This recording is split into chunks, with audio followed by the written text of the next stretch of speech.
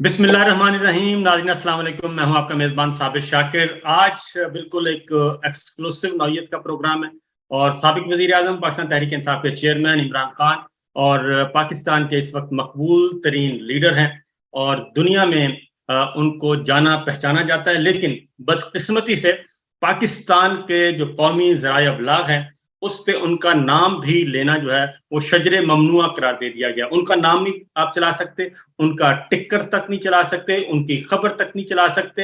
हाँ, अलबत्ता इमरान खान की जगह पे आप चेयरमैन पीटीआई कह सकते हैं, आप पार्टी हेड कह सकते हैं, लेकिन नाम नहीं ले सकते। और ये मजे की बात यह है कि ये हुक्म जो है, ये जो नाम लेने पर पाबंदी का हुक्म है, ये वफाकी हुकूमत पर भी है, ये वजीर आजम पर भी आयद है, ये वफाकी काबीना पे भी आयद है। यानी हुकूमत के ऊपर भी ये पाबंदी है। और अब कोई वजीर, कोई वजीर आजम और यहाँ तक के मरियम साहिबा जो है वो भी इमरान खान का नाम नहीं ले सकती। तो आज हमारे साथ हैं, बहुत अरसे के बाद, तवील अरसे के बाद आखिरी बार उनसे मुलाकात हुई थी 9 और 10 अप्रैल की दरमियानी शब, जब वजीर आजम हाउस में उनका आखिरी रात थी और हम भी इत्तेफाक से उधर ही थे। और जितने भी जर्नलिस्ट, 5-7 लोग थे वहां पे, और उनके साथ जो सियासतदान यानी कि डॉक्टर शहबाज गिल, वो सब के सब जेरे अताब आए। तो ये भी एक अजीब इत्तेफाक है। उनमें हमारे शहीद अरशद शरीफ जो हैं वो अल्लाह ताला को प्यारे हो गए, उनको कत्ल कर दिया गया, सबसे एक्सट्रीम स्टेप उनके खिलाफ लिया गया। बहरहाल खान साहब सलाम अलैकुम। जी वालेकुम सलाम। अच्छा खान साहब, ये बताइए कि आज आप पे तकरीबन 44 मुकदमात और दर्ज कर दिए गए हैं और ये एक बाकायदा ऊपर से हुक्म आया और आईजी पंजाब ने रावलपिंडी, लाहौर और मुल्तान, मियांवाली, फैसलाबाद तमाम डीपीओस को हुक्म दिया कि 44 एफआईआर में इमरान खान साहब को नॉमिनेट कर दिया जाए। वो 9 मई के वाकयात के हवाले से जितने भी वाकयात हुए, इस पे आप सबसे पहले तो कहें। देखिए साहब, प्रॉब्लम पता है क्या है कि एक रियासत जो है ना वो चलती है इखलाकी कुव्वत के ऊपर, मॉरल अथॉरिटी। कभी भी रियासतें डंडे के कानून पे नहीं चलती। जिस रियासत के पास ये इखलाकी कुव्वत चली जाती है वो फिर जब डंडा इस्तेमाल करती है तो वो, दुनिया की तारीख उठा के देख लें, अगर आप तारीख के तालिब इल्म हो, तो वो रियासतें ज्यादा देर चल ही नहीं सकती। देखिए, क्योंकि एक इंसानी माशरे में और जानवरों के माशरे में फर्क है। जानवरों का माशरा चलता है कुव्वत के ऊपर। जो ताकतवर है वो जितना ताकत है उतना ही उसकी मनमानी की जाती है, और कमजोर की कोई कोई पूछता नहीं है, वो अपनी जान बचा के फिरता है। तो जब इंसानी माशरे को इंसानी माशरा कहता ही तब है जिसके अंदर इंसाफ होता है। अब ये जो आप देख रहे हैं ना, कभी भी इस मुल्क की तारीख में इंसाफ की इस तरह धज्जियां नहीं उड़ाई गई। लोगों की नजर में कभी भी एक नंगा होके, एक रियासत बिल्कुल नंगी होके, कोई किसी किस्म की ना इखलाकियात की उनको फिक्र है, ना इंसाफ की फिक्र है, ना उनके हमारे जो दीन के अंदर जो हमारी रवायतें हैं इस्लाम की, ना उसकी फिक्र है, ना इनको कोई कल्चरल नॉर्म्स की फिक्र है, ना कोई एथिक्स है। सिर्फ और सिर्फ एक वन पॉइंट एजेंडा है कि किसी ना किसी तरह इमरान खान को रास्ते से हटाना है। क्योंकि जिन्होंने इसको हटाया था जो साजिश करके, अब वो ये पूरी उनकी कोशिश कहीं वापस ना आ जाए। बस वापस ना आने के उसको रास्ता रोकने के लिए सारे मुल्क के इदारे तबाह किए जा रहे हैं। मुल्क की, जिस तरह मैंने कहा, इखलाकियात, हमारी अदलिया, उसके कहने नहीं, उसको उसको बिल्कुल कोने पे लगा दिया। यानी सुप्रीम कोर्ट के फैसले नहीं माने जाते, आइन के फैसले नहीं माने जाते, ऊपर से पुलिस से जो काम करवा रहे हैं वो आप सबके सामने है। घरों में घुस के तोड़ के लूट रहे हैं घर, बच्चों को उठा के लेके जा रहे हैं, औरतों को लेके जा रहे हैं। उससे भी ज्यादा कि अब उन्होंने जियो फेंसिंग किया कि जी तो आपका आगे जियो फेंसिंग में आपका नाम, इतने पैसे दो नहीं तो जेल में डाल। तो बिल्कुल एक मुल्क के इंसाफ की धज्जियां उड़ गई। और आपको सबको पता है कि ये जो इन्होंने अब किया है, इसका मकसद क्या है कि आखिर में इतनी ज्यादा कौन, यानी अगर ये और मिला लिए तो 200 से तो ऊपर मेरे ऊपर केसेस हो गए। अब कोई मुल्क की तारीख में बताएं कोई 200 से ऊपर केस है وہ کوئی اپنے آپ کو ڈیفینڈ کر سکتا ہے؟ آخر نہ آخر میں کوئی نہ کوئی بیل ریجیکٹ ہوگی اور جیل میں چلا جاؤں گا. تو یہ کوشش صرف وہ ہو رہی ہے، اور یہ اب سے نہیں، 14 مہینے سے کوشش کر رہے ہیں کہ کسی طرح پی ٹی آئی اور عمران خان کو ختم کریں، کیونکہ ہم نے اس کو گرایا، اب یہ واپس نہ آئے.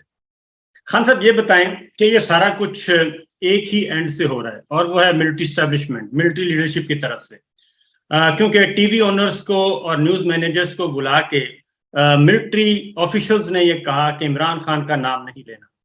میں آپ کے ساتھ ایک خبر جو میری انفارمیشن ہے وہ یہ ہے کہ army chief general Asim Munir صاحب کو یہ یقین دلا دیا گیا ہے کہ اگر عمران خان صاحب آئے واپس اور پاکستان تحریک انصاف اقتدار میں آئی تو عاصم منیر صاحب اپنا ٹینیور آپ پورا نہیں کر سکیں گے. اب آپ کے پاس آپشن ہے، یا تو ان کو آنے دیں یا پھر آپ کنٹینیو کریں.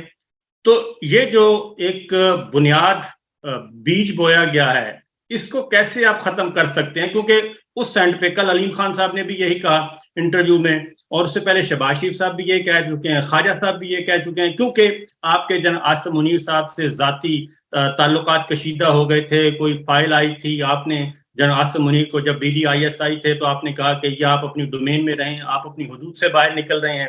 یہ ساری کانسپیریسی پیچھے چل رہی ہے، اور اب یا آپ کا اقتدار میں آئیں گے یا پھر جنرل عاصم منیر صاحب کنٹینیو کریں گے. دیکھیے صاحب، سب سے پہلے تو ایک چیز کلیئر ہو جائے کہ پاکستان کو ایک مضبوط فوج کی ضرورت ہے.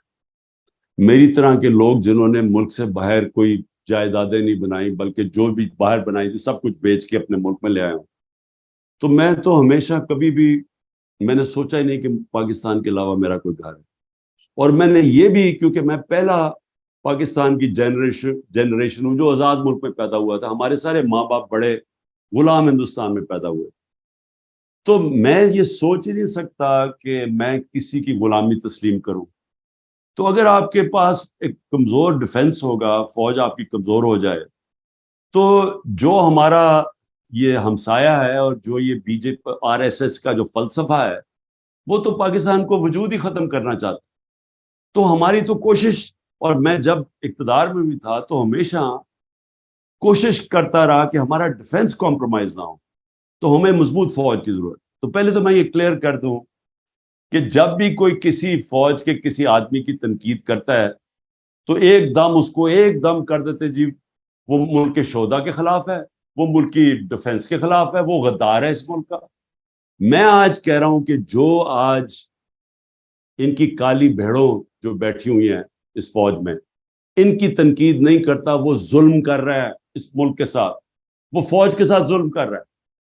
اگر میں شوکت خانم کے اندر مجھے یہ پتا چلے کہ میرے کوئی ڈاکٹرز وہاں بیٹھ کے غلط کام کر رہے ہیں، اور میں کہوں کہ نہیں جی، میں اگر ان کو کہوں گا کہ ان کی نشاندہی کروں گا تو میں شوکت خانم کو نقصان پہنچا دوں گا. میں شوکت خانم کو تب نقصان پہنچاؤں گا اگر میں ان کی نشاندہی نہ کروں، ان کا احتساب نہ کروں. یہاں ایک عجیب ماحول بن گیا ہے کہ غداری کے اوپر میرے اوپر کیس کر دیا. بھئی مجھے پتا ہے جس آدمی نے میرے اوپر گولیاں چلوائی ہیں، جو قتل کروانے کی کوشش کی ہے، میرے پاس مجھے بس انویسٹیگیشن شروع کرے اور میں ثابت کروں گا وہ اس کے پیچھے تھا. اور یہ دو علاوہ شہباز شریف اور یہ رانا ثناء اللہ، یہ بھی اس کے ہم ان سب کو پتا تھا پلان کا مجھے قتل کرنے.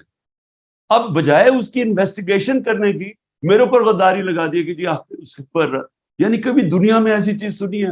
میں نے اکیلے نہیں اس کا نام لیا، اس نے لیا.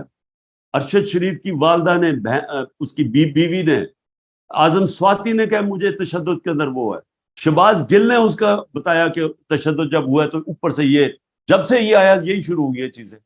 تو بجائے آپ اس کو انویسٹیگیٹ کریں، آپ الٹا ہمارے اوپر ہمارے منہ بند کروانے کے لیے غداری کر دیتے ہیں. یہ ملک سے کا نقصان کیا جا رہا ہے. دوسری چیز، میری جنرل عاصم منیر سے کیا لڑائی؟ ہاں ٹھیک ہے، میں پرائم منسٹر تھا، میں سمجھتا تھا کہ اگر میں نہیں کام کر سکا تو نہیں کر سکا، لیکن یہ میری اور عاصم منیر کی بات نہیں ہے، یہ پاکستان کی بات ہے. اگر عمران خان کو صرف اس لیے باہر رکھا جا رہا ہے کہ جی وہ کیونکہ اس نے ایک دفعہ ریزائن کروایا تھا، اس کے لیے اب آگے بھی اس کو باہر رکھو، اور اس لیے کہ اس نے کوئی ان کو کوئی پوزیشن چلی جائے گی آصف منیر کی. یہ تو پروپیگنڈا ہو رہا ہے. مجھے جب پتا بھی تھا کہ جنرل باجوہ شروع ہو گئے تھے مجھے میرے خلاف سازش کرنے, میں نے اس کو نہ میں کرتا تھا ڈی نوٹیفائی, لیکن میں اداروں میں انٹرفیئر نہیں کرتا تھا, نہ میں نے فوج میں انٹرفیئر کیا, نہ میں نے پولیس میں کیا, نہ میں نے نیب میں کیا, نہ میں نے عدلیہ سے کیا, کیونکہ جب تک آپ ادارے اپنے دائرے میں رہ کے کام نہیں کرتے, وہ جب آپ کے ادارے ختم ہوتے ہیں ملک ختم ہو جاتا ہے. اب آج کیا ہو رہا ہے, سارے ادارے ختم کر دیے, نہ ایف آئی اے کام کر رہی ہے صحیح, نیب سے وکٹمائزیشن, اس سے اینٹی کرپشن سے, پولیس سے, آج عدلیہ اس کے فیصلے نہیں مان. تو سارا ملک کا جو تباہی آج جا رہی ہے, جو لوگ ملک چھوڑ کے جا رہے ہیں, وہ اس لیے کہ ادارے تباہ ہو رہے ہیں تو ملک تباہ ہو جاتا ہے. تو میں یہ واضح کر دوں کہ میری کبھی کوئی اس طرح کی سوچ نہیں تھی, نہ میں, اس لیے تو میں نے کوشش کی کہ میں بات کروں جنرل آصف سے. کوشش کیوں کی؟ کیونکہ مجھے تو ملک کی فکر پڑی ہوئی ہے اس وقت. اچھا خان صاحب یہ بتائیں کہ فیصلے ہمیشہ جو آپ نے ذکر کیا نا کہ فوج پہ وہ کوئی بھی تنقید کرتے ہیں انڈیویجول پہ, وہ کہتے ہیں فوج پہ تنقید ہو گئی, شہداء پہ تنقید ہو گئی, تو یہ فیصلے کرتے ہیں 3-4 لوگ, اوپر کے 3-4 لوگ. نواز شریف صاحب بھی یہی کہتے ہیں کہ 1+3 کا فیصلہ تھا 99 کا کو کا, اور آپ کے ساتھ بھی یہی ہوا. پھر پاناما جب ہوا تب بھی نواز شریف صاحب نے یہی کہا. تو اوپر کے جو 3-4 لوگ فیصلہ کرتے ہیں اور نیچے کسی کو پتہ بھی نہیں ہوتا. اب باجوہ صاحب نے آپ کو ہٹانے کا جو فیصلہ کیا وہ ڈرائنگ روم میں بیٹھ کے کیا, اس کی کنٹینیوٹی ابھی تک چل رہی ہے, بلکہ ورسٹ کنڈیشن آ گئی ہے. ہونا تو یہ چاہیے تھا کہ نومبر 29 باجوہ صاحب جب چلے گئے تھے تو نئے آرمی چیف آتے اور سچویشن کو سنبھالتے, بلکہ اس سے بھی زیادہ جو ہے ورسٹ کنڈیشن ہو گئی ہے انسانی حقوق کے حوالے سے, پولیٹیکل وکٹمائزیشن کے حوالے سے. اس کی کیا وجہ سمجھتے ہیں کہ یہ کنٹینیوٹی کیوں ہے آپ کے سلسلے میں؟ دیکھیں جنرل, میں بھی یہ سوچ رہا تھا کہ جب جنرل باجوہ جائیں گے, کیونکہ جنرل باجوہ نے تو ہٹایا تھا, تو وہ تو ڈرا ہوا تھا کہ میں واپس آ گیا تو جنرل باجوہ کے اوپر شاید میں کاروائی نہ کر دوں, تو وہ تو سمجھ آ رہی تھی اس کے ڈرنے کی. تو اس نے بڑا نقصان پہنچایا جنرل باجوہ نے اپنے آپ کو اور ساری اپنی ذات کے لیے. ایکسٹینشن اس نے ہٹایا ابھی شہباز شریف کے ساتھ مل کے اپنی ایکسٹینشن کے لیے, اور یہ بھی جو اس نے کیا, جب پتہ چل گیا کہ پبلک کھڑی ہو گئی ہے, پبلک نہیں چوروں کو تسلیم کر رہی, بڑے بڑے جلسے ہو رہے ہیں, بائی الیکشن ہم جیت رہے ہیں, تو اس نے پھر بجائے ریورس کرنے کے اپنی ذات کی خاطر اس نے ملک کو نقصان پہنچانا شروع کر دیا. وہی لے کے آیا فیصل نصیر کو. اب جب سے فیصل نصیر آیا اس نے شروع کر دیا یہ جیسے کہ ہم کوئی دہشت گرد ہیں, یا ہم کوئی کاؤنٹر ٹیررزم کا وہ ایکسپرٹ تھا جس طرح ہم دہشت, تو اس نے بڑا نقصان پہنچایا. جو اپنے ادارے کو نقصان پہنچے وہ کسی دشمن نے نہیں پہنچایا, وہ کوئی پی ٹی آئی نے نہیں پہنچایا, وہ جنرل باجوہ نے پہنچایا ان چوروں کو لا کے. اور وہ لوگوں کو پہلے یہی اسٹیبلشمنٹ ثابت کر رہی کہ چور ہیں, ان کو لا کے اوپر بٹھا دیا, تو اس کا ریئیکشن آیا. اور اس کے بعد جو فیصل نصیر کی حرکتیں ہوئی, جو سوشل میڈیا کے لوگوں کو, یہ جو جرنلسٹ کو, جو شہباز گل کو پہلے ٹارچر, پھر اس کے بعد اعظم سواتی سے جو کیا, تو اس کے بعد یہ جو کہ جی ہم ان کو سیدھا کر دیں گے. اب وہ جو نقصان پہنچایا, میں امید رکھ رہا تھا کہ جنرل آصف منیر آ کے چینج کریں گے پالیسی, ہم سب سمجھ رہے ہیں, لیکن میرے خیال میں ان کا بہت بڑا انفلوئنس ہے نیچے سے, ان کے کئی لوگ ان کو انفلوئنس کرتے ہیں. اور مجھے افسوس سے کہنا پڑتا ہے کہ پاکستان تو آج ایک تباہی کے کنارے پہ کھڑا کر کے رکھ دی, کیونکہ ابھی تو امید ہی نہیں نظر آ رہی. اب تو یہ ہے کہ الیکشن آئیں گے تو یہ سارا جو پلان بن رہا ہے وہ تو یہی بن رہا ہے نا کہ تحریک انصاف کو ختم کر کے ان کو انہی کی بندر بانٹ کروا دو ملک کی, جنہوں نے 30 سال سے ملک کا بیڑا گرک کر رہے ہیں, جن کے ہوتے ہوئے بنگلہ دیش بھی آگے نکل گیا اور ہندوستان بھی آگے نکل گیا 90 کی دہائی میں. نہیں تو پاکستان تو 80 کی دہائی تک سب سے آگے تھا, تو ان کے ہوتے ہوئے تو تباہی ہوئی ہے. تو اب ایک اور چیز میں ذاتی طور پہ بھی میرے علم میں ہے, اگر آپ چاہیں تو شیئر کریں. جنرل آصف منیر کے آرمی چیف بننے سے پہلے جب تنازع ہو گیا کہ پتہ نہیں آپ اس کو اپوز کریں گے, آپ کے ساتھ بھی کامن فرینڈز نے رابطہ کیا کہ آصف منیر صاحب اگر آرمی چیف بنتے ہیں تو آپ اپوز نہیں کریں گے, تو آپ نے بھی اس کو ویلکم کیا. اور کامن فرینڈز نے آپ کو بھی قائل کیا اور کچھ کو میں جانتا ہوں. تو جیسے ہی یہ کام ہو گیا اس کے بعد وہ کامن فرینڈز کہیں غائب ہو گئے یا کدھر چلے گئے؟ کیونکہ آپ نے ویلکم کیا آرمی چیف کو. دیکھیں جی، میں تو کسی کو جانتا ہی نہیں تھا. میں تو جب یہ پہلے تو چیز پرائم منسٹر بناتا ہے آرمی چیف کو تو کانسٹیٹیوشنلی تو اس کا رائٹ تھا. دوسری چیز کہ میں تو کسی کو نہیں جانتا تھا. میں نے تو بار بار سٹیٹمنٹس دیے کہ جو بھی میرٹ کے اوپر آتا ہے ہم اس کو ہم مانیں گے, ہم کوئی انٹرفیئر نہیں کریں گے. میں نے تو پہلے آرمی چیف بننے سے پہلے میری سٹیٹمنٹ ساری سن رہے ہیں. اور جب عاصم منیر آئے تو میں نے ان کو میسج پہنچائی. میں نے کہا دیکھو مجھے یہ پتا چلا ہے کہ لنڈن پلان بنا ہوا ہے اور نواز شریف نے آپ سے یہ گارنٹی لیا ہے کہ آپ نے پی ٹی آئی کو ختم کرنا ہے اور مجھے. تو میں نے کہا مجھے یہ میسج ملی ہے, یہ ان کے بننے سے پہلے میں نے وہی جو کامن فرینڈ کی بات کر رہا ہوں اسے میسج پہنچائی. اس نے آگے سے کہا, انہوں نے کہا بالکل فکر نہ کرو, کوئی ایسی چیز نہیں ہو. بہرحال ہم نے تو ویسے بھی روکنا نہیں تھا. تو ڈاکٹر ابری مجھے یہاں ملنے آئے اور ہم نے فیصلہ کیا, ہم نے کہا ٹھیک ہے ہم اپوز نہیں کریں گے. لیکن مجھے افسوس سے کہنا پڑتا ہے کہ جو اس کے بعد ہوا وہ چھوڑیں کہ عمران خان سے کیا ہوا, میرے گھر پہ یہ جو اٹیک ہوئے اور یہ جو سب کچھ, مجھے دوسری طرف میرے اوپر قتل کا کوشش کی گئی, ایک اور پھر کوشش پلان بنا ہوا تھا, وہ چھوڑے. میں ملک کی بات کر رہا ہوں کہ آج صرف ملک دیکھنے کدھر کھڑا. مجھے صرف یہ بتا دیں کہ یہ ہو سکتا ہے کہ ایک ملک جو 6% کے اوپر 6.1% کے اوپر گرو کر رہا ہو, ورلڈ بینک تعریف کر رہا ہو, وہ IMF تعریف کر رہا ہو کہ پاکستان میں سسٹینیبل گروتھ ہو رہی ہے, معاشی طور پہ آگے جا رہا ہو, اور ایک دم 1 سال کے اندر آج ملک گھٹنوں پہ ہے, بے روزگاری بڑھ گئی ہے. انہوں نے $3 ارب لیا ہے IMF سے اور بڑا خوش ہو رہے ہیں. تو $7 ارب کی ڈالروں کی کمی ہو چکی ہے 1 سال میں. یعنی جو ہم ایکسپورٹس پہ جو نقصان کم, ایکسپورٹس کم ہوئی ہیں اور جو ریمیٹنسز کم ہوئی ہیں, وہ $7 ارب کم ہوا ہے ہمارے دور سے. تو $7 ارب کم ہو کے $3 ارب کا قرضہ لے لیا. یعنی آپ کی دولت سکڑتی جا رہی ہے, آپ کی آمدنی سکڑتی جا رہی ہے اور قرضے بڑھتے جا رہے ہیں اور خوشیاں بنا رہے ہیں سارے. تو یہ جو ملک کا حال کیا ہے, کوئی تو اس کا ذمہ دار ہوگا, اور میڈیا کو کنٹرول کر لیا. وہی میڈیا جو شور مچایا کرتا تھا کہ جتنی مہنگائی ہوگی, آج 38% مہنگائی ہے پاکستان میں, ہماری 12%, 12.2 یا 3 پہ. سارا میڈیا شور مچایا ہوا تھا کہ تباہ ہو گیا ملک. آج چپ کر کے میڈیا بیٹھا کنٹرول میں آ گیا. آج کوئی بات نہیں کر رہا کہ بے روزگاری کتنی ہے, آج کوئی نہیں بات کر رہا کہ عام آدمی, تنخواہ دار آدمی کا کیا حالات ہے, بجلی کے بل کدھر چلے گئے ہیں, لوڈ شیڈنگ کتنی ہو گئی ہے. یہ سارا میڈیا چپ کر کے بیٹھا ہوا ہے. اچھا خان صاحب یہ بتائیں کہ میڈیا تو خاموش ہے, وہ تو بہت بڑے بڑے نامور لوگ جو ہیں وہ بھی خاموش ہو گئے ہیں. اگر آپ کے ساتھ پلان یہ ہے, جو ہمارے پاس انفارمیشن ہے, کہ جیسے ہی جسٹس قاضی فائز صاحب آئیں گے, وہ چیف جسٹس آف پاکستان بن جائیں گے, اس کے بعد الیکشن کی ڈیٹ اناؤنس ہو اور الیکشن شیڈول بھی ان کے آنے کے بعد آئے, تاکہ نواز شریف صاحب کی سزائیں, بقول ان کے, یہ PMLN کی ہے, کہ نواز شریف صاحب کی سزائیں ختم ہو جائیں گی, ان کی سزائیں ختم ہو کے وہ کوالیفائی کر لیں گے اور آپ کو ڈسکوالیفائی کر دیا جائے گا.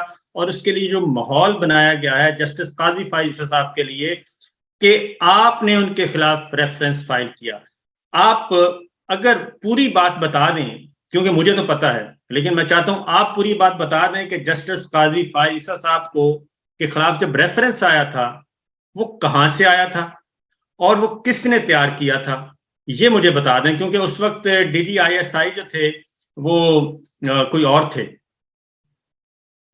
دیکھیں پہلے تو کیا ہوگا آگے وہ تو اللہ ہی بہتر جانتا ہے. میرا تو فیصلہ یہ ہے کہ میں جب تک زندہ ہوں تو میں تو اپنی مشن کے ساتھ کھڑا ہوں, انصاف کی تحریک کے ساتھ, کہ جب تک اس ملک میں انصاف نہیں ہوتا ویسے ہی ملک کا کوئی مستقبل نہیں.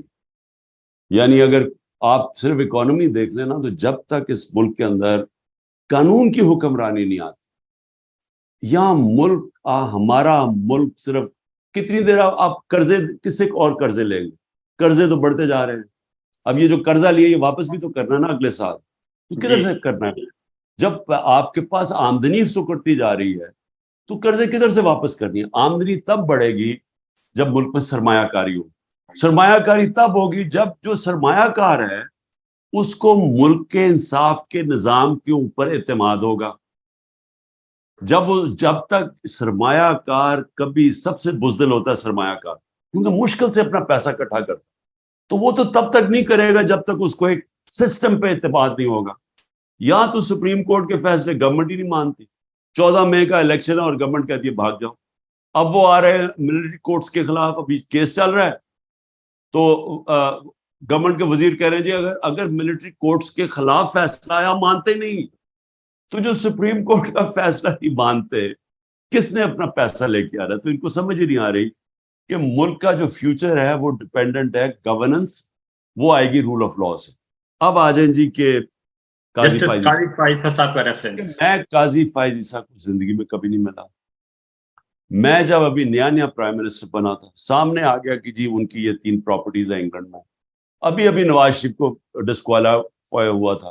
میں نے اپنا سارا میرا عدالت پہ لنڈن فلیٹ کا چلا, جو میں نے 10 مہینے کوئی 64 جا کے ثبوت دیے ان کو, کدھر سے آیا پیسہ, خریدا کدھر سے, منی ٹریل دی کہ پیسہ میں وہاں سے بیچ کے حلال کے پیسے پاکستان لے کے آ رہا ہوں, لیکن میں نے پوری ٹریل دی.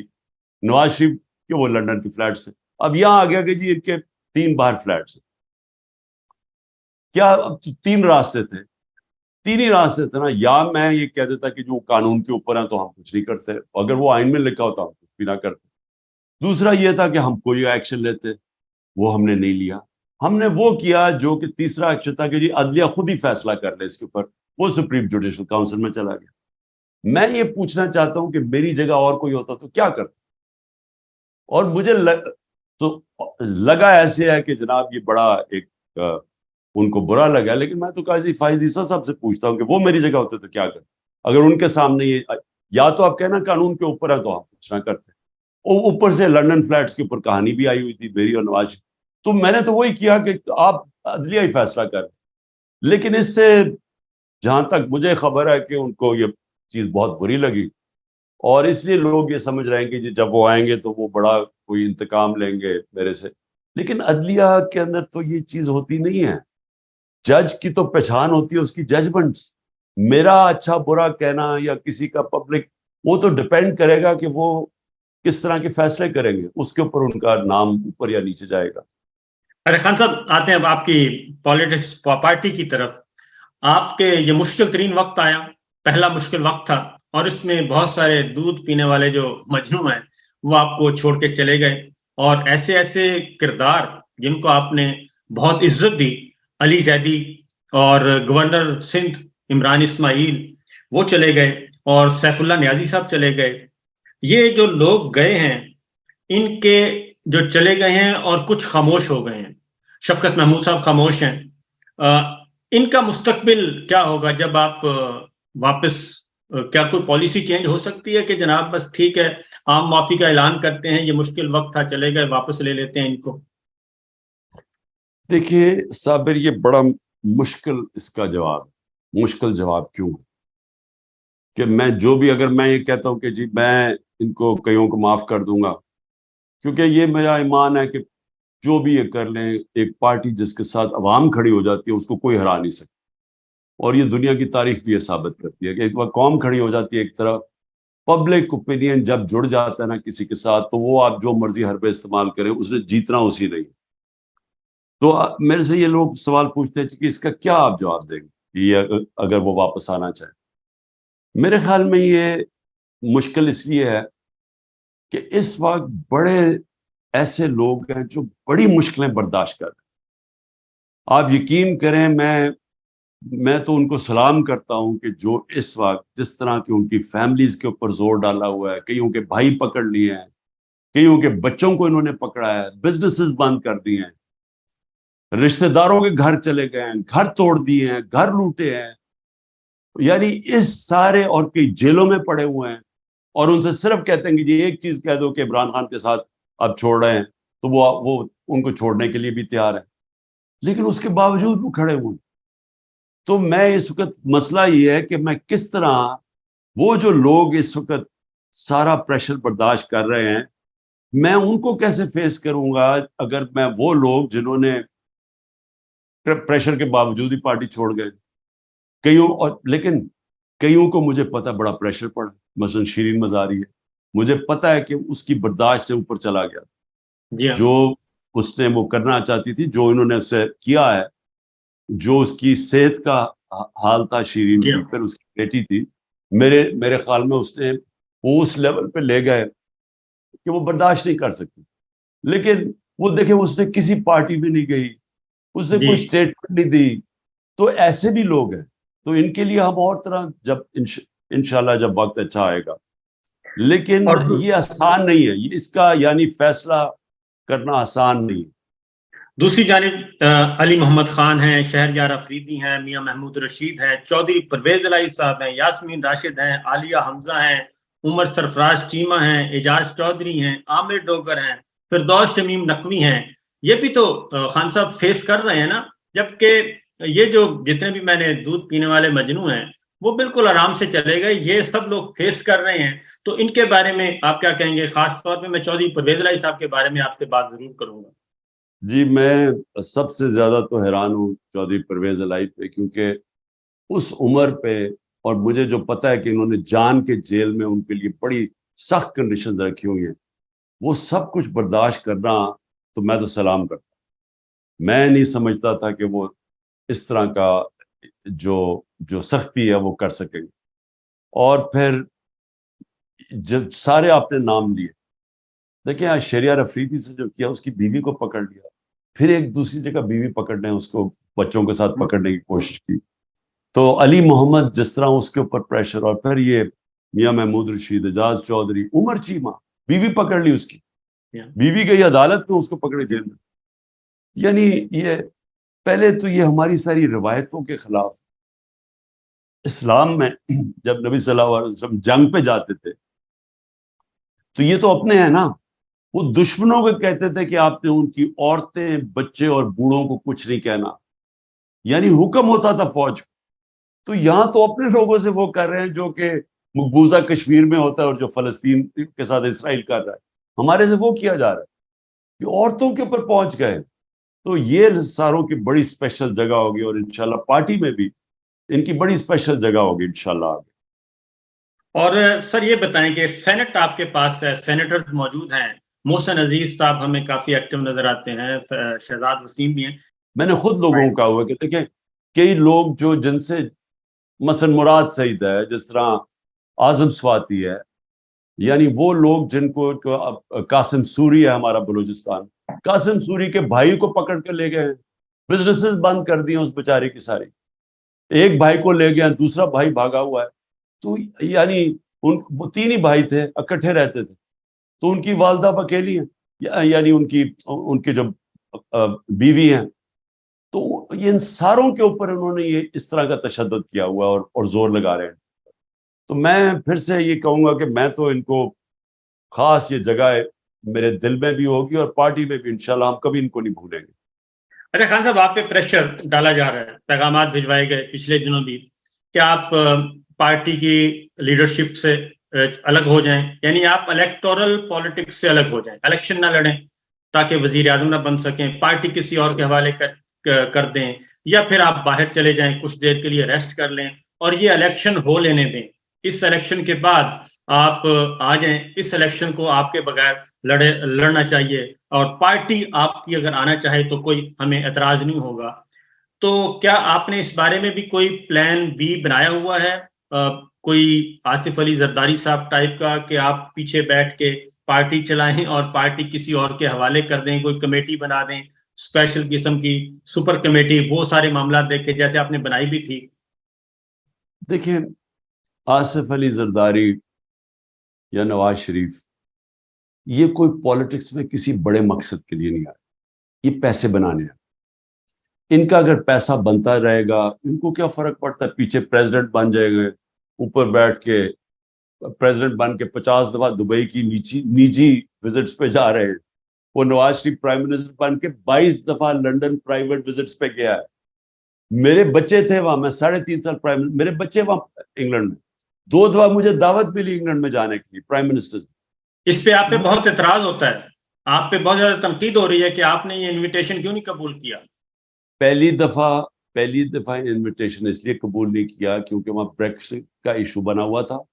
وہ ٹریزا میں ان کی پرائم منسٹر تھی اور ان کو بہت بڑا کرائسس آیا, تو مجھے دعوت تو دی, لیکن میں نے سوچا کہ وہاں تو ٹرانزٹ ہو رہی ہے گورنمنٹ, تو جب آپ باہر جاتے ہیں ملک سے آپ بڑا پیسہ خرچ کرتے ہیں, آپ کا جو سارا جو ٹرپ ہوتی ہے آپ ملک کے ڈالرز خرچ کرتے ہیں. تو میں تو ٹرپ تب کرتا تھا جب مجھے ہو کہ میرے ملک کو فائدہ ہے, تو مجھے اس پہلے ٹرپ سے کوئی فائدہ نہیں نظر آیا. دوسری جو ٹرپ تھی وہ میں نے جانا ضرور تھا, بورس جانسن نے خاص مجھے بلایا, لیکن میں اس لیے نہیں گیا کہ یہاں ایک وہ ہو گیا ٹی ایل پی کا کوئی ان کا مارچ ہو رہی تھی اسلام آباد میں, وہ پولیس والوں کو پولیس والے انجرڈ تھے اس کے اندر, وہ بڑا ہو رہا تھا, اسلام آباد آ رہے تھے. تو جب ملک میں کرائسس ہو میں کیسے چھوڑ کے ملک باہر جا سکتا ہوں. تو میں کہنے کا میرا مقصد یہ ہے کہ مجھے تو ٹائم نہیں ملا نجی دورے کرنے کا, جو نواز شریف 22 دفعہ لندن چلا گیا, تو ان کے مقصد اور ہیں پاور میں آنے. میں اس لیے نہیں پاور میں آیا کہ میں کوئی پاور پالیٹکس کر کے تو اچھا جی میں پیچھے بیٹھ جاتا ہوں پھر مجھے باری مل جائے گی. میرے لیے تو یہ جہاد ہے, یہ حقیقی آزادی کی جہاد ہے جو 27 سال پہلے شروع کی تھی کہ انصاف کے ساتھ آزادی آتی ہے, اور وہ ایک پورا ایک مشن ہے. وہ مشن کے اندر بھی کبھی آپ کہتے ہیں اچھا جی میں پیچھے ہٹ جاتا ہوں, پہلے کسی کو آگے کر دو تو میں آگے آ جاتا ہوں. کبھی سوچا ہے کہ کسی دنیا میں جمہوریت میں ایسے ہوتا ہے کہ کوئی لیڈ کر رہا ہے ایک موومنٹ اور وہ اگلے کہنے جی ہمیں آپ پسند نہیں ہے تو آپ فلانے کو لے آئیں؟ یہ کوئی جمہوریت میں ہوتا ہے؟ اور یا کسی موومنٹ میں ایسے ہوتا ہے؟ یہ تو تب ہوتا ہے جب بندر بانٹ ہو رہی ہو, جو آج کل بندر بانٹ دبئی میں بیٹھ کے ہو رہی ہے. اچھا جی تمہیں ہم سندھ دے دیں گے, اچھا تمہیں ہم کراچی دے دیں گے. خان صاحب جی ایوان صدر آپ کے لیے کیسا رہے گا؟ کیا مطلب؟ یعنی کہ آپ صدر مملکت بن جائیں؟ دیکھیں میں یعنی اگر میں نے صدر بننے کے لیے پالیٹکس کرنی ہے تو میں پالیٹکس کر کیوں رہا ہوں؟ میں ویسے ہی نہ کروں. مجھے اللہ نے کسی چیز کی کمی دی ہے, قوم عزت کرتی ہے, دنیا میں جاتا ہوں اللہ نے عزت دی ہے, تو مجھے ضرورت کیا کہ میں جا کے وہاں بیٹھ جاؤں کسی ایوان کے اندر؟ میں اس لیے تو نہیں پالیٹکس کر رہا. اچھا آپ نے ذکر کیا دبئی کا. پاکستان میں خان صاحب اقتدار حاصل کرنے کے لیے اور اس کو برقرار رکھنے کے لیے اب تو آپ کو بھی پتہ چل گیا ہوگا کہ بہت سارے جو پاور کوریڈورز ہیں وہاں پہ مختلف ایلیمنٹس ہیں, ان کے ساتھ آپ کو معاملات سیٹ کرنے پڑتے ہیں. ان میں سے ایک ہماری ملٹری اسٹیبلشمنٹ ہے, دوسرا ہمارے دوست ممالک ہیں. اس وقت بھی جو زرداری صاحب ہیں وہ یو اے ای کو میں بیٹھ کے لابنگ کر رہے ہیں. نواز شریف صاحب یو اے ای اور پلس ہمارے سعودی عرب کے برادر ملک کے ساتھ رابطے میں ہیں, ان کے ذریعے کوئی نہ کوئی راستہ نکالنے کی کوشش کر رہے ہیں. اور اسی طریقے سے آپ کے بلاول اس وقت امریکہ میں ہیں, وہ وایا بائیڈن انتظامیہ کے ذریعے کوئی راستہ بنانے کی کوشش کر رہے ہیں. تو آپ کہ ان ممالک کے ساتھ خاص طور پہ ایم بی ایس اور یو اے کے ساتھ آپ کے اس وقت کیا مراسم ہے؟ کیا وہ اس میں انٹروین کریں گے کہ جناب عمران خان صاحب کو آپ مائنس کریں, بس ٹھیک ہے ان کے لیے راستہ ہموار کریں, ہماری ملٹری اسٹیبلشمنٹ کو کہیں گے وہ؟ دیکھیں صابر, اگر مجھے اور ملکوں کے کندھوں پہ چڑھ کے آنا پاور میں آنا ہے تو میں آنا ہی نہیں چاہتا. میں پاور میں صرف آنا چاہتا ہوں اگر پاکستان کی عوام مجھے الیکٹ کرے. اگر وہ الیکٹ نہیں کرتی, میں آپ کو یقین دلاتا ہوں کہ میں اپنی زندگی سے بڑا مطمئن ہوں, مجھے کسی چیز کی کمی نہیں ہے. ان لوگوں کو تو ہے نا کہ انہوں نے تو زندگی میں کبھی, مجھے تو اللہ نے سب کچھ دکھا دیا. میں تو وہ اللہ نے شہرت میری سوچ سے بھی زیادہ, دنیا میں عزت, یعنی مجھے کس چیز کی کمی ہے؟ آپ یقین کریں کہ میرے جو 3.5 سال پرائم منسٹر کے تھے میرے اتنے مشکل تھے, کیونکہ میں نے اپنی میں کی نفی کر کے پرائم منسٹر بنا. جو چیزیں میں چاہتا تھا, جو آزادی, میں ایک آزاد آدمی ہوں, میرے شوق کیا تھے, پہاڑوں پہ جانا, ٹریکنگ کرنا, یعنی میرے اور طرح کے شوق. میں پھنس گیا کمرے کے اندر, صبح سے جا کے شام تک واپس. اب وہ ویکینڈ آئے تو جو چھٹی کا دن تھا اس دن ویسے کام سارے. یعنی میں تو 3.5 سال چھٹی نہیں لی, صرف 5 دن کورونا میں بیمار ہوں, 1 دن چھٹی نہیں لی. تو اپنے میں کو ختم کر کے میں نے کیا تھا اپنے ملک کے لیے. تو مجھے کوئی ضرورت نہیں ہے پوزیشن کی, مجھے کوئی پرائم منسٹر کا شوق بننے کا نہیں ہے کہ میں جا کے جی گاڑیوں کے آگے پیچھے، بلکہ میں تو ایک اور طرح کا آدمی ہوں. میں تو اکیلے پن میں ٹائم گزارا ہے، میرے شوق ہی سارے اور ہیں. میری ٹریکنگ اب وہ کر ہی نہیں، جب سے پرائم منسٹر بنا ہوں ٹریکنگ ہی نہیں کر سکتا. یعنی جو پہاڑوں پہ مجھے جو ایک ہی تو جی. میرا اصل شوق رہ گیا، یا وہ شکار ہوتا تھا وہ تو ختم ہی ہو گیا. اچھا، چین کا میں آپ سے ایک سوال کروں گا، کیونکہ 5-7 مئی کو چین کے وزیر خارجہ پاکستان آتے ہیں اور بلاول بھٹو کے ساتھ کھڑے ہو کے کہتے ہیں کہ پاکستان کے اندر پولیٹیکل پلیئرز آپس میں بیٹھیں اور سیاسی استحکام لے کے آئیں اور تمام سٹیک ہولڈرز لے کے آئیں، کیونکہ چین کا کنسرن تھا. تو بجائے اس کے کہ استحکام لایا جاتا، اس کے بعد فوری طور پہ آپ کی گرفتاری ہو جاتی ہے اور آپ اس کے بعد پھر 9 مئی بھی ہو جاتا ہے. دیکھیں اس وقت کیا ہو رہا ہے، اسٹیبلشمنٹ اور یہ ساری پی ڈی ایم پارٹی یہ سب مل کے 1 پوائنٹ ایجنڈا پہ ہے، اور وہ ایجنڈا یہ ہے کہ عمران خان کو باہر رکھنا. اب عمران خان کو باہر رکھنے کا مطلب کہ ملک کی جو سب سے بڑی سیاسی جماعت ہے اس کو آپ نے باہر رکھنا، اور باہر کیسے رکھنا، اس کو ختم کریں.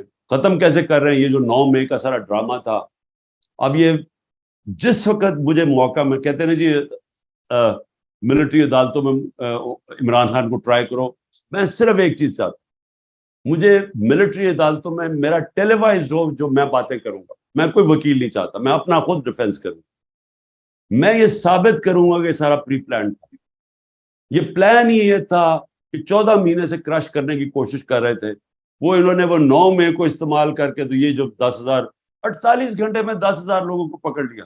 تو پہلے سے پلان ہوگا تو پکڑا تھا نا. جس پارٹی نے کبھی کوئی توڑ پھوڑ نہیں کی، جب گولیاں لگی تو نہیں کی، تو ایک دم جب انہوں نے جلانا گھرانا شروع کر دیا تو یہ پری پلان تھا. کہنے کی میں یہ کوشش کر رہا ہوں کہ یہ جو لوگ اوپر بیٹھے ہوئے ہیں اسٹیبلشمنٹ، اور یہ اس وقت پاکستان کا نہیں سوچ رہا ہے. وہ جو چائنیز نے جو بات کہی تھی وہ ملک کا سوچ رہا تھا. کوئی بھی آدمی آج پاکستان کا سوچ رہا ہے وہ ایک ہی چیز کہے گا کہ پولیٹیکل سٹیبلٹی لے کے آؤ. پولیٹیکل سٹیبلٹی آئے گی صاف اور شفاف الیکشن سے. اگر آپ صاف اور شفاف الیکشن نہیں کروائیں گے، جو بھی یہ حربے استعمال کر رہے ہیں، جو بندر بانٹ کر رہے ہیں، یہ ملک کو تباہی کی طرف لے کے جا رہے ہیں. دیکھیں ملک کو چاہیے بڑی سخت ریفارمز. کوئی بھی ریفارم نہیں کر سکتا جب تک پبلک اس کے ساتھ نہ کھڑی ہو. جب آپ ایک پبلک مینڈیٹ لے کے آئیں گے پھر ہی آپ ریفارمز کر سکتے ہیں. یہ 14 مہینے میں انہوں نے ملک کا تو جو ملک سے کیا کوئی دشمن بھی نہ کرے، تو اب انہی کو کہیں گے کہ یہ پھر سے ریفارمز کریں گے. یہ کیسے کریں گے؟ اور کوئی اور یہ سمجھ رہے جی ٹیکنوکریٹک سیٹ اپ آگے کرے گا.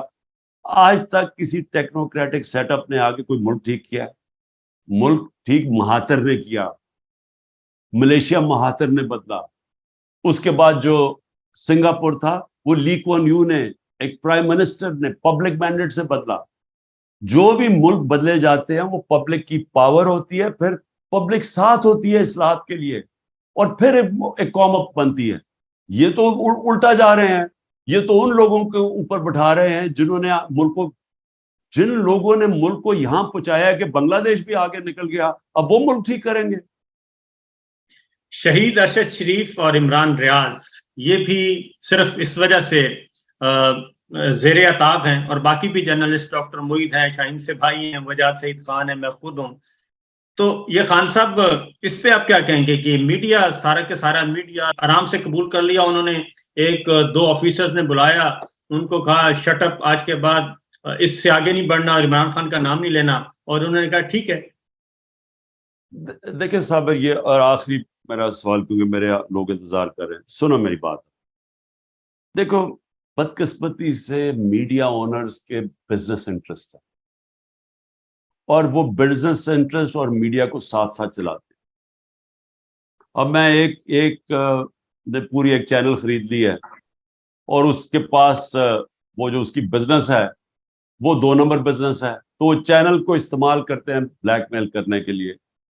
تو یہ یاد رکھیں کہ یہ جو سارا مجھے درس دیتے تھے آزادی رائے کے، اور ہم حالانکہ وہ کوشش کر رہے تھے کہ رسپانسبل جرنلزم ہو، فیک نیوز کے اگینسٹ. میرے اگینسٹ ہر قسم کی نیوز، فیک نیوز نکلاتی تھی. منسٹرز کے اگینسٹ نکلاتی تھی جو مغرب میں ہیں کہ آپ کی ذمہ داری بھی, آپ اگر کسی کو اس کی ریپوٹیشن کو نقصان پہنچائیں گے, کسی کو ذلیل کریں گے, تو اس کے پاس ہونا چاہیے رائٹ کہ اپنے آپ کو ڈیفینڈ کرے, اور لائبل لاز ہیں. لیکن ہمارے اگینسٹ پوری کیمپین چلی کہ ہم نے پتہ نہیں کیا کیا کیا اور میڈیا کا بند کرنے کی کوشش کی. اب کیا ہوا, انہوں نے سیدھی طرح حکم کیا ہے میڈیا اونرز کو کہ تم اگر یہ لائن پہ نہیں چلو گے ہم تمہیں یہ کر دیں. اور ان میں سے کئی میڈیا اونرز نے بڑی کوشش کی اپنی آزادی رائے رکھنے کی, میں داد دیتا ہوں ان کو, لیکن کئی پہلے میں سلام کر کے تو جناب سیدھا جا کے وہ شروع ہو گیا, اور کئی پہلے ہی ان کے ساتھ تھے.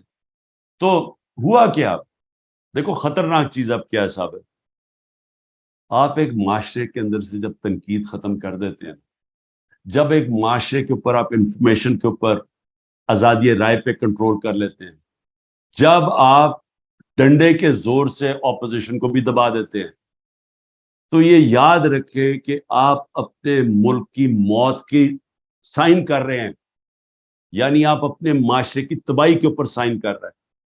اور اگر آپ نے تاریخ دیکھنی ہے تو صرف زیادہ دور نہ جائیں, ایسٹ اور west Germany second world war کے بعد علیحدہ ہو گئے, ایک میں یہی حرکتیں جو آج ہو رہی ہیں پاکستان میں ایسٹ جرمنی میں شروع ہو گئی, ویسٹ جرمنی آزاد ہو گیا, آزادی رائٹ ڈیموکریسی آ گئی. 50 سال کے بعد ویسٹ جرمنی اوپر چلا گیا, ایسٹ جرمنی نیچے چلا گیا. ایسٹ اور ویسٹ یورپ وہی یورپینز تھے, آدھوں کے اندر آزادی آ گئی, جمہوریت اور تنقید آ گئی, پارلیمنٹ آ گئی, آزادی رائے آ گئی, آزاد میڈیا آ گیا, اور دوسری طرف انہوں نے بند کر دیا جو آج پاکستان میں ہے. ویسٹ جرمنی ویسٹ یورپ اوپر چلا گیا, ایسٹ یورپ نیچے چلا گیا. ساؤتھ اور نارتھ کوریا کے اندر یہ حرکتیں جو آج پاکستان میں ہیں, ساؤتھ کوریا کے اندر انہوں نے ڈیموکریسی, ساؤتھ کوریا اوپر چلا گیا, نارتھ پیچھے رہ گیا, آج بھوکے مر رہے ہیں لوگ. اور وہی لوگ ہیں. کہنے کا میرا مقصد یہ دنیا کا ایکسپیرئنس ہے کہ ہمارے نبی صلی اللہ علیہ وسلم نے لوگوں کو آزاد کیا تھا مدینہ کی ریاست میں. فرعون کا جب کہا جاتا ہے قرآن کے اندر تو اس نے لوگوں کو غلام بنایا تھا. انہوں نے آزاد کر کے دنیا کا سب سے عظیم سویلائزیشن بنایا. دنیا کے مسلمانوں نے امامت کی, مدینہ میں انہوں نے انسانوں کو آزاد کیا, انصاف دے کے, حقوق دے کے, انہوں نے اندرونی طور پہ آزاد کیا لا الہ الا اللہ سے. وہ لوگ دنیا کی امامت کی, اقبال کے شاہین بن گئے. اور وہی جو فرعون کا قرآن میں جب دیتے ہیں ذکر, وہ غلام بناتا تھا. لا الہ الا اللہ انسانوں کو انسانوں کی غلامی سے آزاد کرتا ہے, اور آزاد انسان ہی اوپر جاتے ہیں. تو یہ تو ہمیں اندھیروں کی طرف لے کے جا رہے ہیں, یہ تو تباہی کی طرف لے کے جا رہے ہیں کہ لوگوں کے منہ بند کر کے ڈنڈے مار کے یہ ویگو ڈالے آ رہے ہیں اور لوگوں کو اٹھا کے لے کے جا رہے ہیں جو اختلاف کرے. اور یہ یا تو ملک بڑا ترقی کر رہا ہو, اوپر سے ملک بھی نیچے جا رہا ہے. یعنی ہماری ملک کی لوگ چھوڑ کے جا رہے ہیں, امیدیں ختم کر دی ہیں انہوں نے. جو یہ آپ کے 9-10 لاکھ پروفیشنل چھوڑ کے گئے ہیں, کوئی اندازہ لگا سکتا ہے کہ ان کا کتنا پاکستان کو نقصان ہے. اور جو پروفیشنلی نہیں جا رہے وہ اپنے ڈالرز بھی باہر لے کے جا رہے ہیں, پیسے چینج کرتے ہیں اور ڈالر باہر. تو ملک کا کیا بنے گا؟ میں تو سب سے یہ بات, جب میں نے, اب تو میں بات ہی نہیں کرتا, پہلے میں کہہ رہا تھا, کوشش کی کہ جی اسٹیبلشمنٹ سے بات چیت کریں. وہ ایسے سمجھے کہ جی شاید عمران خان بڑا کوئی گھبرا گیا یہ سارے کریک ڈاؤن سے یا جیل سے. میں تو اپنے ملک کا سوچ رہا ہوں کہ یہ جو آپ نے راستہ پکڑا ہوا ہے, یہ تو ملک کو آپ تباہی کی طرف لے کے جا رہے ہیں. یہ تو امید ہی ختم کر دی ہے ملک. تو اور آگے آپ کے پاس راستہ بھی کوئی نہیں ہے, روڈ میپ بھی کوئی نہیں ہے. آخری سوال خان صاحب, آخری سوال.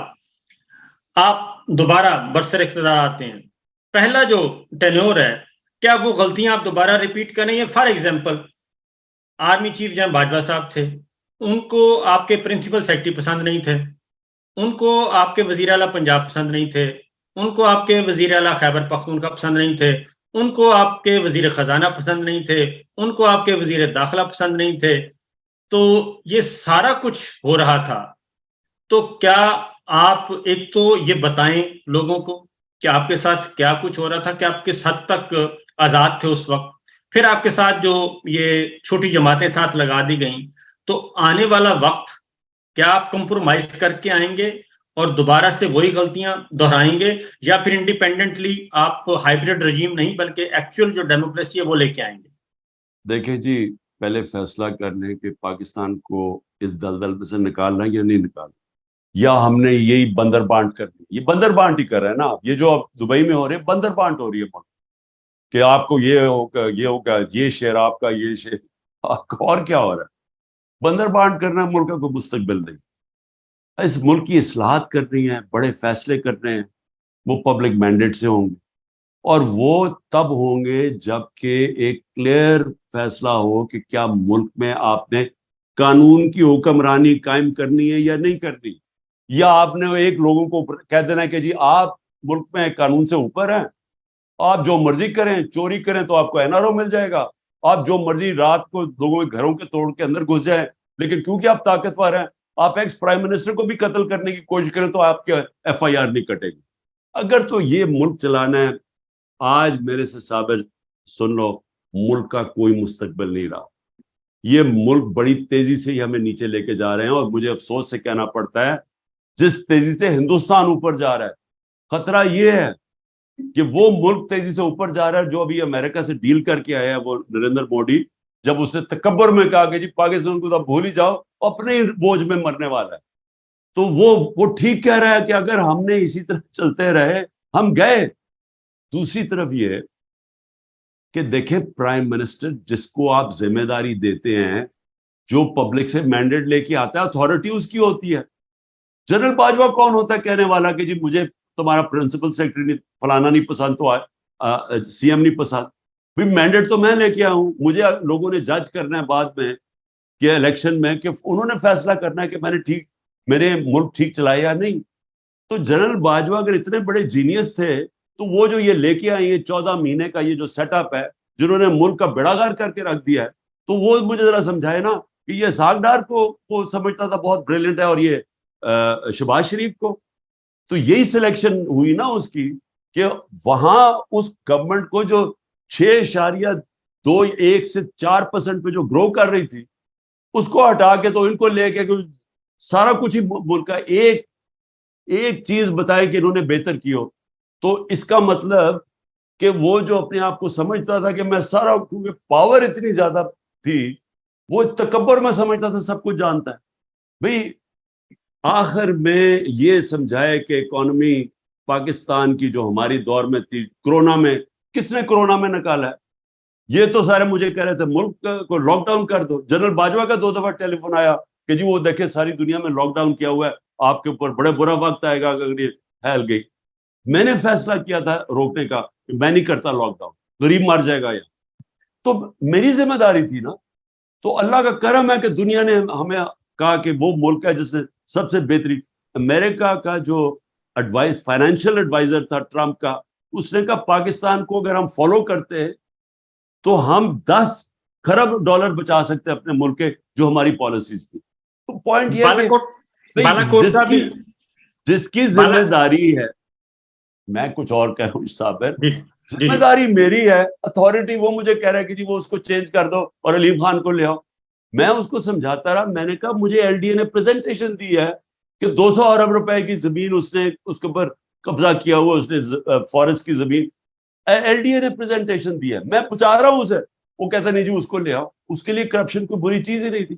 تو دیکھیں یہ غلط ہے کہ آپ یہ چاہیں کہ آپ اگر یہ چاہتے ہیں کہ میں نے ایسا کمپرومائز کر کے آنا ہے کہ ہم صرف میں پرائم منسٹر بن جاؤں تو باقی سب کچھ ٹھیک ہے، میں وہ پرائم منسٹر بننا ہی نہیں چاہتا. اور لاسٹلی ٹائم ختم ہو رہا ہے کہ فارن پالیسی پہ بھی خان صاحب یہی ایشو ہے، فارن پالیسی بھی پرائم منسٹر نہیں ڈیل کرتے. دیکھیں فارن پالیسی میں تو ہمیں 3 سال تو کوئی مسئلہ نہیں بنا. فارن پالیسی میں تو جو میری فارن پالیسی جو تھی وہ بڑی اسٹریٹ فارورڈ تھی، کہ میں تو فارن پالیسی بنا رہا تھا پاکستان کے لیے کہ میری قوم کے لیے بہتری کیا. اور میں سمجھتا ہوں کہ نان الائنڈ فارن پالیسی جو ہندوستان کی ہے ہمیں وہ فالو کرنی چاہیے، ہمیں کوئی کسی کی غلامی نہیں کرنی چاہیے. لیکن آخری 6 مہینے میں جنرل باجوہ کی کوئی اور ویوز ہو گئے تھے، وہ مجھے کچھ سمجھ نہیں آئی کہ ہوا کیا اس کو ایک دم. وہ میں ڈیپ جاؤں گا نہیں. تو آخری 6 مہینے میں اس میں کوئی شک نہیں کہ وہ ایک دم ڈائیورجنس. لیکن 3 سال تک تو कोई प्रॉब्लम नहीं था, फॉरेन पॉलिसी पे कंसेंसस था. ओके जी, थैंक यू बहुत साहब, शुक्रिया. बहुत शुक्रिया.